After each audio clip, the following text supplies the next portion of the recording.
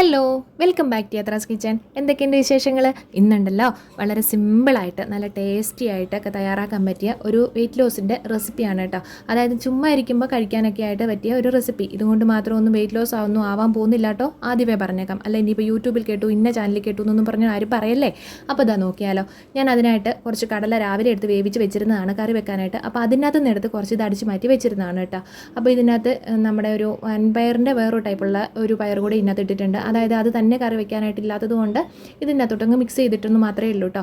അപ്പോൾ ഇനി നമുക്കതൊരു ബൗളിലേക്ക് ഇട്ട് കൊടുക്കാം. ഇനിയിപ്പോൾ നമുക്കതിനാവശ്യമായിട്ടുള്ള വെജിറ്റബിൾസ് വേണം കേട്ടോ. അതായത് ഒരു ക്യാരറ്റ് അരിഞ്ഞെടുത്തിട്ടുണ്ട്, പിന്നെ മല്ലിയിലയുണ്ട്, നമ്മുടെ സവോള, തക്കാളി, ബീട്രൂട്ട്, ഇത്രയാണ് കേട്ടോ നമ്മളിവിടെ വെജിറ്റബിൾസ് ആയിട്ട് എടുത്തിരിക്കുന്നത്.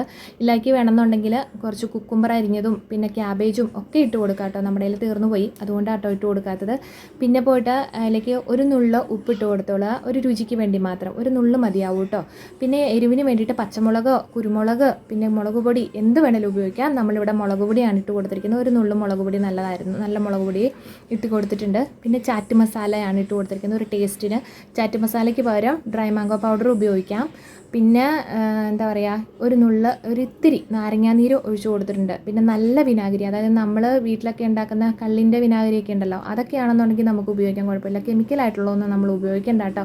അപ്പോൾ അതുപോലെ നാരങ്ങാനീരാണെങ്കിലും ഒരുപാടൊന്നും ഉപയോഗിക്കരുതേ, കൊള്ളത്തില്ല. കാരണം വെച്ചിട്ടുണ്ടെങ്കിൽ എരിച്ചിലും പുകച്ചിലും ഒക്കെ ഉണ്ടാവും ഡെയിലി വെയിറ്റ് ലോസ് എന്നും പറഞ്ഞുകൊണ്ട് നമ്മൾ അങ്ങനെയൊക്കെ കഴിക്കുമ്പോൾ കേട്ടോ. അപ്പോൾ എന്താ പറയുക, ഇതെല്ലാം കൂടെ കൂട്ടി നമുക്കൊന്ന് നന്നായിട്ട് മിക്സ് ചെയ്യാം. പിന്നെ പോയിട്ട് തൈരൊക്കെ ഇട്ട് കൊടുക്കാം. നല്ല കട്ട തൈരാണെങ്കിൽ നമുക്ക് ഇട്ട് കൊടുക്കാം.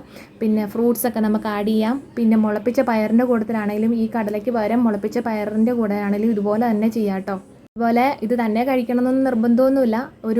ഒരു കുഞ്ഞു ബൗൾ ചോറെടുത്തിട്ട് അതിൽ ഒരു സൈഡ് ഡിഷായിട്ടൊക്കെ നമുക്കിത് ഉപയോഗിക്കാവുന്നേ ഉള്ളൂ. അതുപോലെ തന്നെ ചോറിന് കറിയൊന്നും ഇല്ലെങ്കിലും ഇതൊക്കെ ഒന്ന് ശ്രമിച്ച് നോക്കാം കേട്ടോ. അപ്പോൾ ഈ വീഡിയോ ഇഷ്ടമെങ്കിൽ ലൈക്കും ഷെയറും സബ്സ്ക്രൈബും കമൻറ്റും ഒക്കെ ചെയ്യാനായിട്ട് മറക്കല്ലേ. അപ്പം വീണ്ടും കാണുന്നിടം വരെ ടാറ്റാ.